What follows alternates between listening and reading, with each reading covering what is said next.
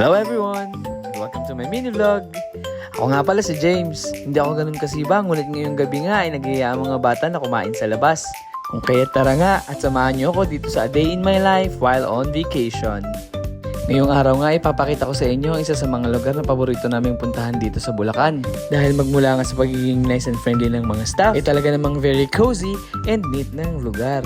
At syempre ang napakasasarap na drinks and food nila dito. Dito nga pala ay marami kang pamimilian ng mga noodles, between sa dried noodles at yung may sabaw. Self-service nga pala dito kaya't mag-i-enjoy ka. At hindi naman ganun kahirap magluto ng noodles, di ba? Meron nga pala silang induction cooker dito at syempre instruction na rin kung paano ito gamitin. Ang kinakailangan mo nga lang gawin ay press ang mga button dyan sa machine. Mamimili ka kung dried noodles or soup at automatic na nga magsaset ang timer nito kapag napindot mo na. Kung kaya't ang kinakailangan mo na nga lang gawin ay maghintay na maluto ito. At sa dami nga ng flavors ng mga noodles ay hindi ko na alam kung anong aking pipiliin. Meron nga ako nakita ditong may cheese and of course yung spicy. At dahil lahat nga kami mahilig sa spicy kung kaya't yun nga ang mga kinuha namin. Sa mga bata ay buldak. Ayun ay dried noodles. At sa akin naman ay Jane ramen. Yun ay may sabaw. Dito nga pala ay may mga nakahanda na ring strainer. Para kapag tapos ka na magluto ay pwede mo nang strain ang iyong dried noodles.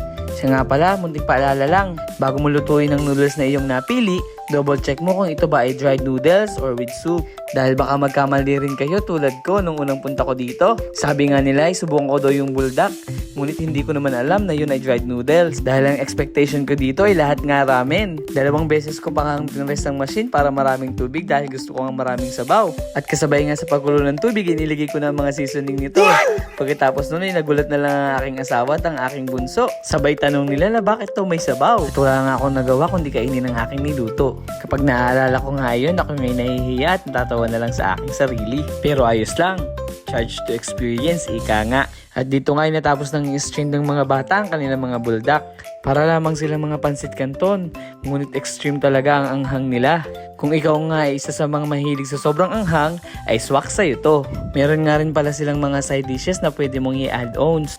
Hindi ko na masyadong nakita lahat, pero ang inad ng mga bata ay itlog, nori, at cheese. At sa mga drinks option nga pala nila ay pwede kang mamili. Dito ay meron silang mga milk tea, fruit juices, at coffee. Sa sobrang sasarap nga ng mga flavor ng milk teas nila ay talagang babalik-balikan mo. Lalong-lalo na ang mga signature milk tea nila. Dito nga pala ay mga naka-Indian seat lang kami.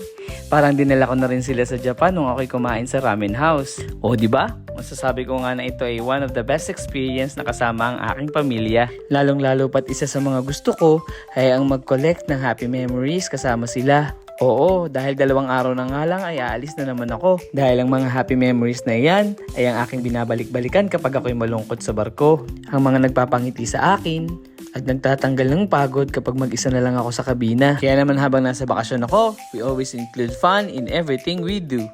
Siya nga pala sa mga magtatanong kung saan ang location ng cafe na ito, ay dito lamang sila sa Santa Maria Road, Barangay Catmon, Santa Maria, Bulacan. Katapat nga nito ay makikita nyo ang O-Save at kalapit naman nito ang Ion Gasoline Station. Ito nga pala ang Mirokohi, coffee, tea, and snacks. Mirokohi, baka naman! Hindi nga pala to sponsored ha. It's just sharing is caring. Sana nagustuhan nyo ang aking mini vlog for today. Thank you for watching. Hanggang sa muli. Bye-bye! I said bye.